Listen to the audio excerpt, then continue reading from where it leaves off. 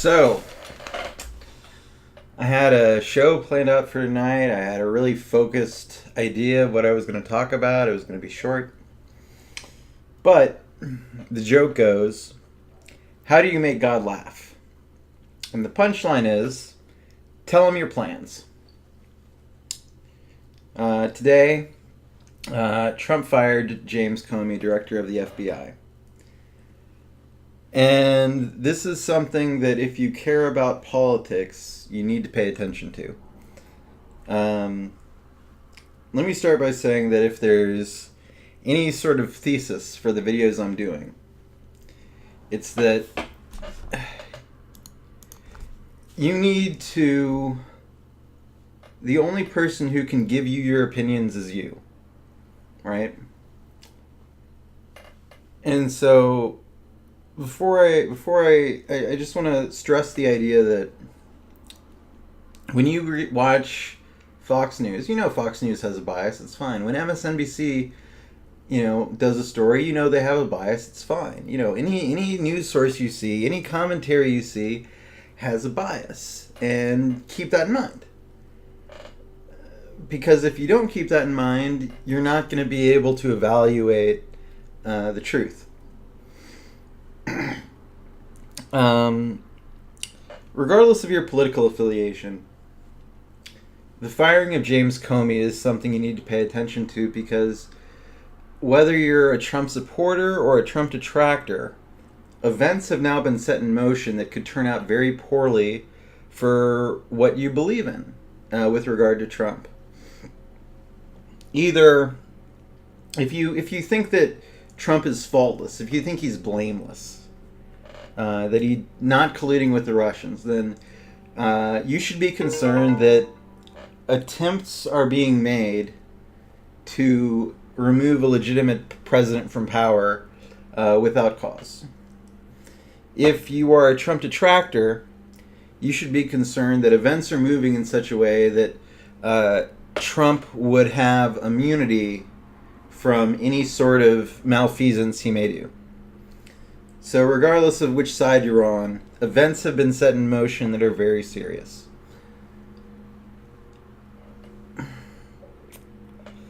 Now, like I said, everyone has a bias. And to some extent, your ability to confront your own biases is part of your value as a human being. It's part of your character. And I know I have biases, and one of the biases I have is that I tend to think the first argument I hear is the strongest. And I also know that in this case, I have a certain bias of interpretation. So, in order to confront my own bias, what I'm going to do is I'm going to make my best effort to lay out the pro-Trump case first. Because unless I do that, then I cannot feel confident with the other case I might make, the case that more conforms to my gut feelings.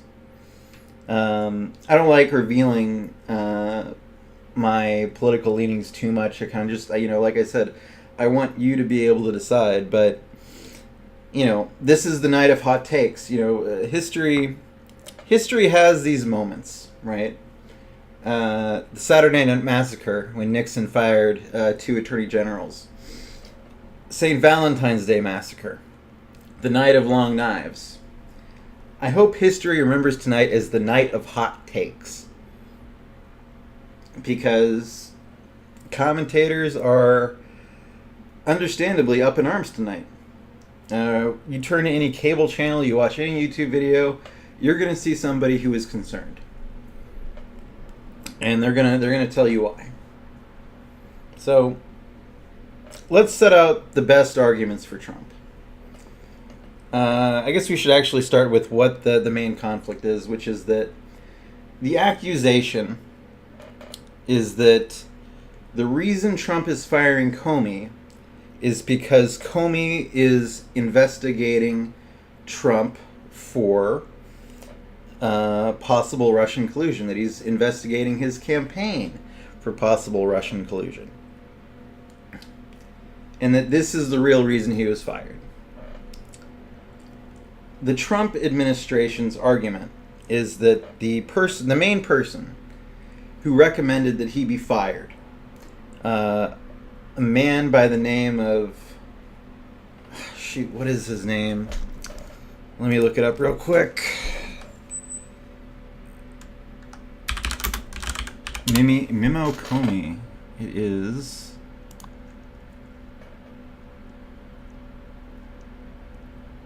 Rod Ronstein, a man whose name will be famous enough by the end of tonight for me to remember it offhand. They always refer to him as the Deputy Attorney General, so I haven't memorized his name quite yet. But Ronstein was confirmed by the Senate 2 weeks ago, and he was confirmed by a bipartisan majority of 94-6.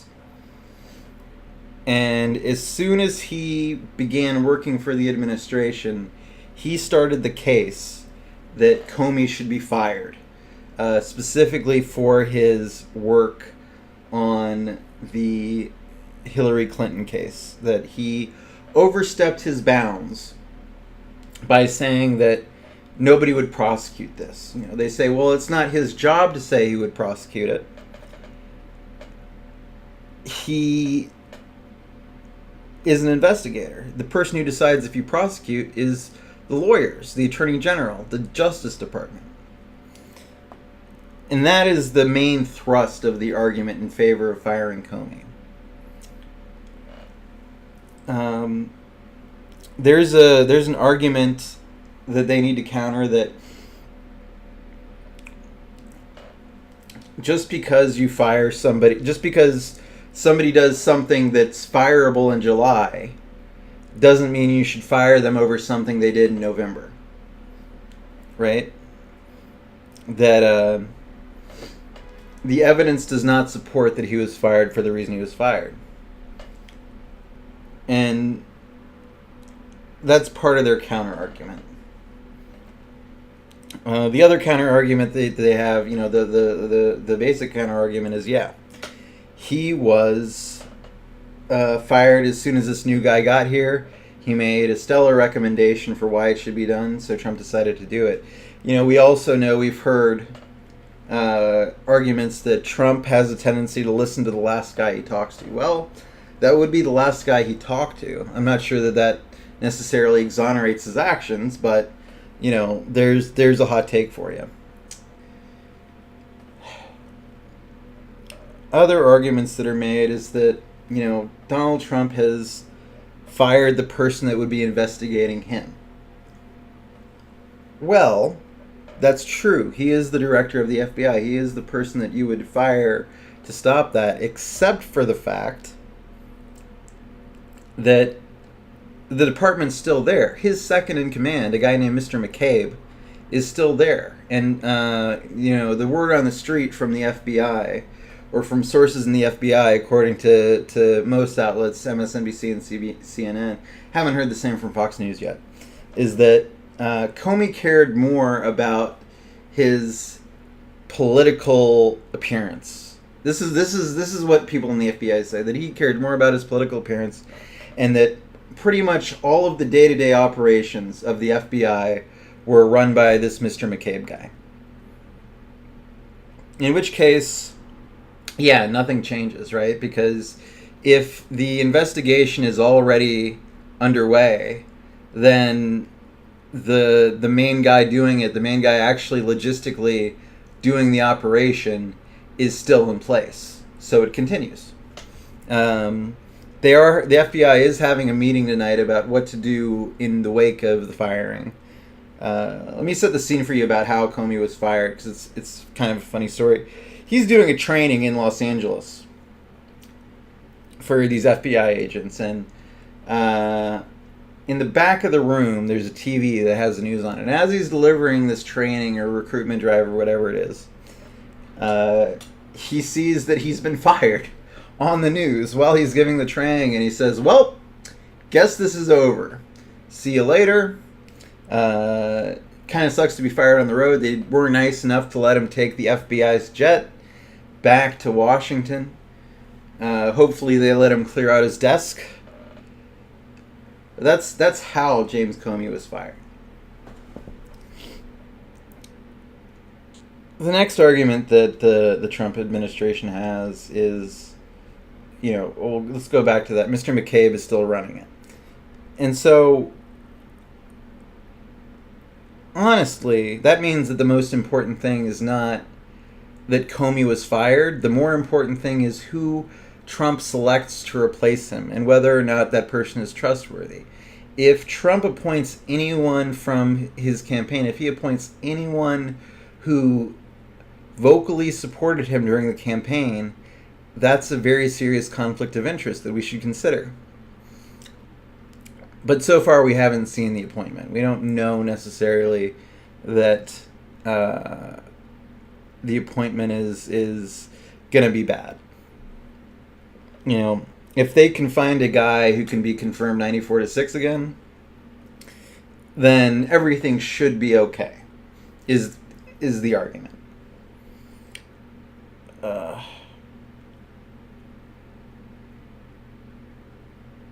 The third argument is that, going back to the point that the deputy director, Mr. Rosenstein said, or the deputy attorney general, is that since Jeff Sessions, the main attorney general, recused himself from any Russia investigation, that means Mr. Ronstein would be the person directing an investigation into Russia. And since Mr. Ronstein's qualm with Mr. Comey is that he overstepped his bounds and overruled, basically, Loretta Lynch, the Attorney General at the time, that this is not a man he can work with and do this investigation. And that regardless of who the main person investigating Donald Trump is, this Deputy Attorney General is the person who's going to give out the final product. So why shouldn't his recommendation be followed in terms of Mr. Comey, even if you care, even if you believe that Donald Trump is firing this guy because of the investigation? You need to be more concerned with what Mr. Ronstein does. Rod Ronstein. So those are the big arguments in favor of Trump. Now, one curious thing about all these arguments is that Democrats wanted him fired in July of last year, in October of last year. Republicans want him fired now, and it's flip-flopped. And so you have to assume that there is likely some bias, at least on some side, that they might not be on the level with their arguments.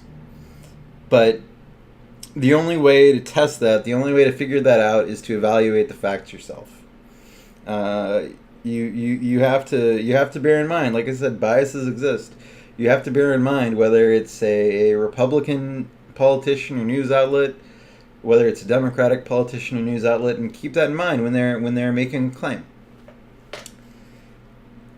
This Democratic argument is like I said, the first thing: if somebody does a bad thing in July, it doesn't mean you fire them the next May for something else. Those two things, that this firing is not connected to the Hillary Clinton emails.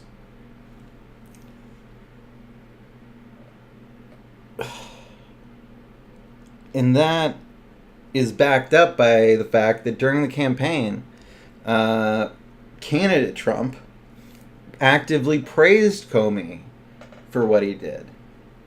And so the argument goes, if you are going to praise this guy in September, October for releasing these emails, does it make a lot of sense that you're firing him 6 months later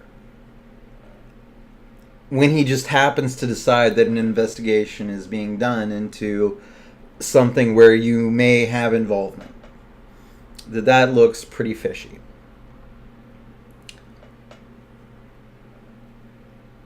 That's pretty much the main thrust. People are comparing it to the Saturday Night Massacre of Nixon. Well, not of Nixon, by Nixon, where he directed the Attorney General to fire the special prosecutor who was investigating him. The Attorney General refused. He resigned. And Richard Nixon ordered the next person to fire the Attorney General, or to fire the special prosecutor. That Attorney General refused. And then a poor man by the name of, I believe, Robert Bork became acting Attorney General. And he was going to resign. But the first two Attorney Generals said, look, man, you got to just do it, because if we keep going down like this, nobody's actually going to work here anymore. So somebody's got to do it. It might as well be you. Poor guy. So he gets to go down in history as the guy who actually carried out Nixon's order. This is different than that, in that during the Saturday Night Massacre, the Attorney Generals were fired for refusing an order. In this case, James Comey has not been fired for refusing an order. He's been fired for something that he may have done, that he may be doing. When Trump fired Comey, he sent a very strange letter where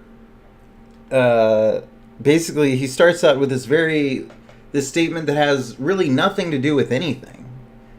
And he says, I really appreciate that you've told me 3 times that I'm not under investigation. However, and then he lays out that the Attorney General and Deputy Attorney General have advised him that it's in the best interests of the nation and in the Bureau for him to be fired, and so you're fired.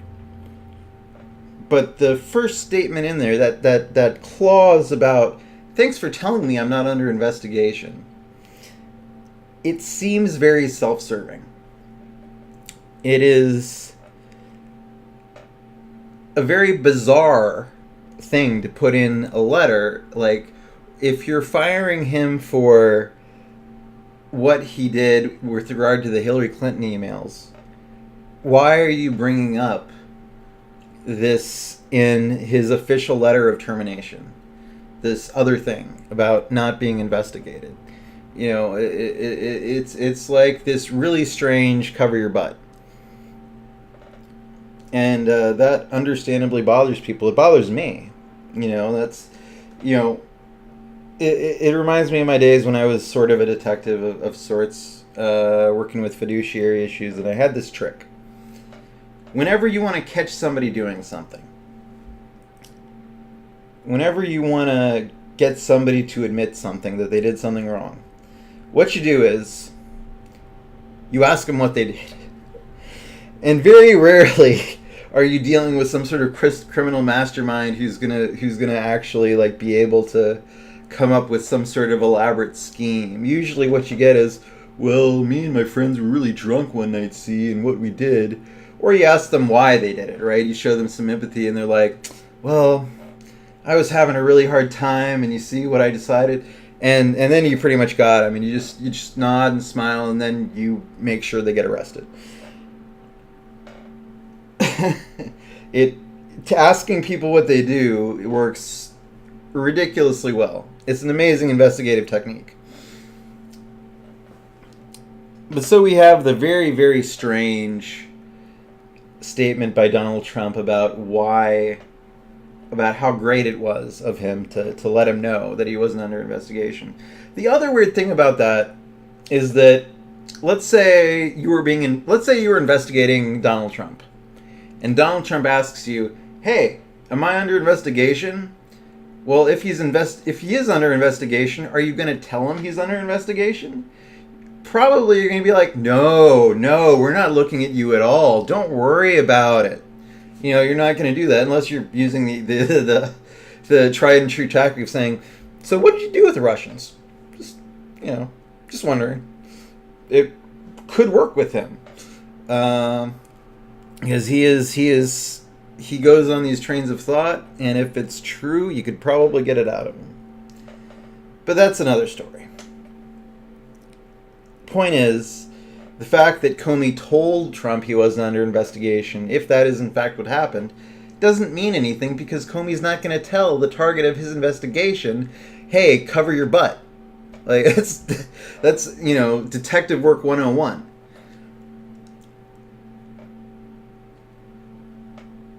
So, Democrats are calling for a special prosecutor, right? And that whoever it is should be somebody as far removed from the Trump administration as humanly possible. That seems very reasonable. But at the same time, I think you have to acknowledge that although there's possible malfeasance, the rule of law says you do have to give the president his due and consider whoever he does nominate to be head of the FBI. And depending on who that is, that'll help us make a judgment. It could well be that he wants to hire the guy that Democrats would want to hire as the special prosecutor. Okay, cool. But man, this is just crazy. The whole kit and caboodle. This is just very strange. Another thing you have to consider with Trump is that he has his personal brand that he uses to make money, but he also has a political brand, right? That he uses to get votes, that he uses to get support. And Trump's political brand is as a fighter. It's as a contrarian. It's as somebody who is a victim, that the mainstream media is out to get him, that the liberals are, trying to fight him tooth and nail, and the attorney general won't defend his travel order. That that first travel order, it almost reads like something you're actively not trying to get to turn into actual policy, because I'm not sure that you would believe it's a good idea to ban a green card holder from the country. I'm not sure that you would actually have lawyers look at that and say, yeah, this will work. Courts won't have a problem with this. And Sally Yates certainly thought the same thing. And really, Sally Yates helped Trump by doing that, because it helped varnish that image. It helped improve that image that, Trump is up against the world, up against all this establishment and deep state and so forth. And of course, Trump wants to incite the media to be against him. He realized, I think that, I don't know if he realizes it, but there's this thing that when you continually call somebody the opposition party, when you beat him up, well, whether if I keep calling you a piece of poop, eventually, yeah, he will be in opposition to me, and that is still true of the media, however unbiased they may want to be. If you talk enough junk about them, they're going to throw it right back at you. That's a human nature thing. And that helps his image to have negative stories that he can call fake news, because he's got that brand that he's up against all of these various forces and he's fighting the good fight. And in that respect, the timing of him firing Comey does help him. That it's far enough away from the Hillary email thing that the Republican politicians haven't recently talked about how great Comey is. And very recently we had all this stuff come out after Hillary Clinton said, yeah, I think Comey is one of the reasons I lost. And that became a big story, and we blamed people started blaming Hillary for her own problems. And right now did present a really good opportunity to burnish that brand by firing James Comey, because it was very easy for Republicans to turn around and say, hey, well, why do you hate Comey now? Why is it that now he's the bad guy? It was just last week that you guys were all saying how terrible he was for releasing this information. Now we're firing him for it, and you have a problem with it? That doesn't make any sense. Now, of course, that isn't really what's going on, for the reason that, their argument is not that he shouldn't have been fired for what he did in July. Their argument is that he shouldn't have been fired for what he's doing now. I'm sure that plenty of Democrats are not sorry to see Comey go because of what he did in July. They just don't like that he was fired at the time he was fired, because he was doing something. He was legitimately investigating Trump.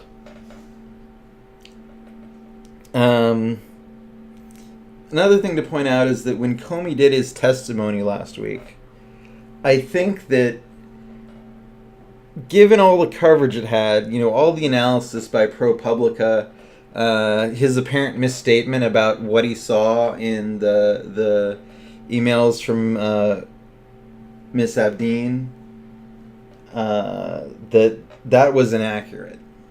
And that is certainly something you could point to as a reason to say maybe this guy shouldn't be in the office he is, if he's going to misrepresent what was going on.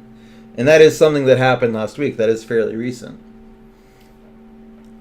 But those are pretty much my hot takes for the night. I know this was long, and I hope you enjoyed it. Please subscribe if you do. And good night, and do some good thinking.